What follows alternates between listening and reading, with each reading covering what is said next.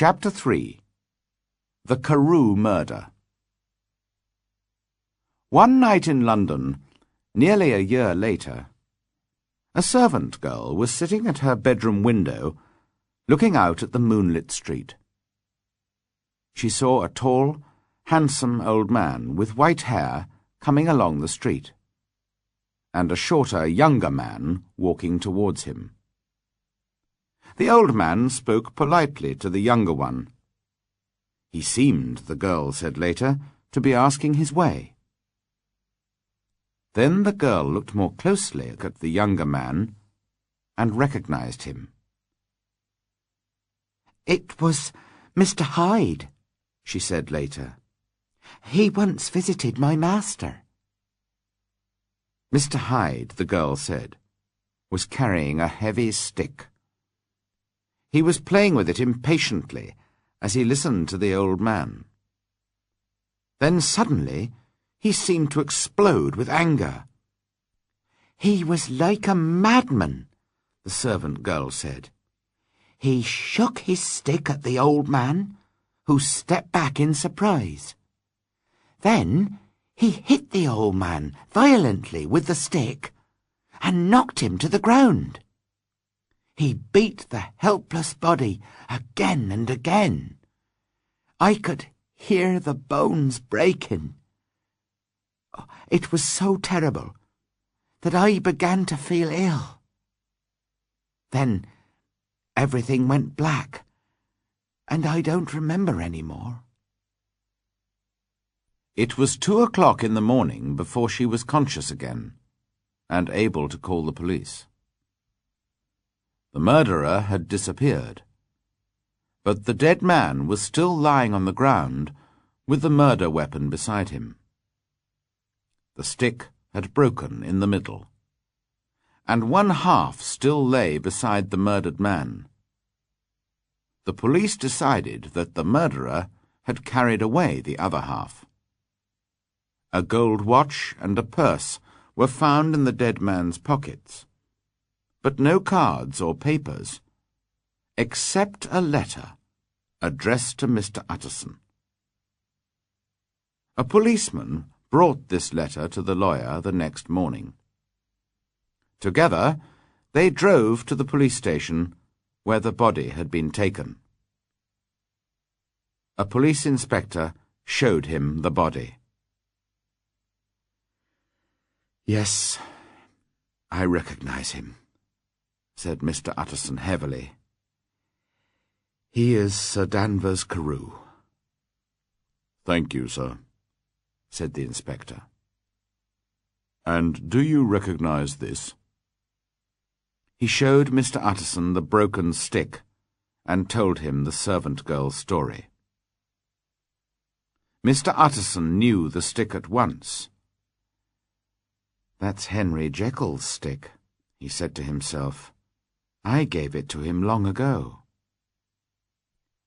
"Is this Hyde a short, evil-looking man?"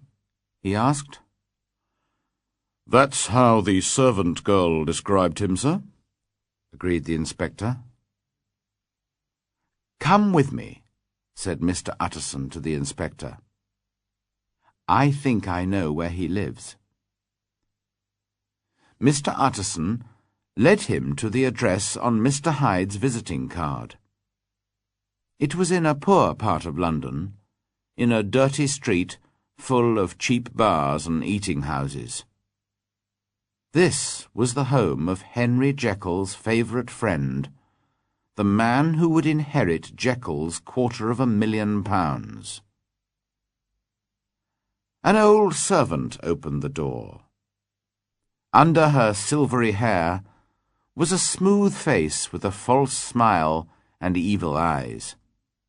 But she was polite enough. "Yes," she said. "Mr. Hyde lives here, but he's not at home. My master came in very late last night. He left again after only an hour." "Was that unusual?" asked the inspector.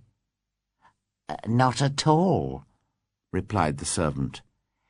"He's often away, and frequently stays away for months at a time." "We would like to see his flat," said Mr. Utterson. "Oh, I can't do that, sir," began the servant. "This gentleman is a police inspector," said Mr. Utterson. "Ah," said the servant, looking unnaturally pleased about it. "Mr. Hyde's in trouble. What's he done?" Mr. Utterson and the inspector looked at each other. "He doesn't seem a very popular person," said the inspector. He turned to the servant. "Now please let us in, and we'll have a look around." Mr. Hyde had only 2 rooms in the house. These were extremely comfortable and in excellent taste, with beautiful pictures on the walls and rich carpets on the floor. Everything was wildly untidy, however, and the fireplace was full of half-burnt papers. Among these, the detective found part of a cheque-book. He also found the other half of the murder weapon.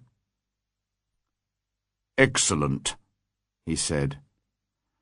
"Now, let's visit the bank and see if they recognize this cheque-book."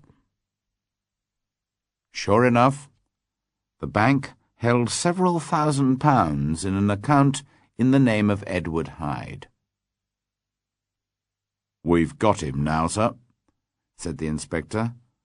"We've got the murder weapon, and we've got his cheque-book. Now we only need his description on the wanted notices." This was not so easy. There were no photographs of the wanted man, and no 2 people could agree about his appearance. They all agreed on one thing, however. "An evil man, sir," the servant girl said. "You could see it in his face."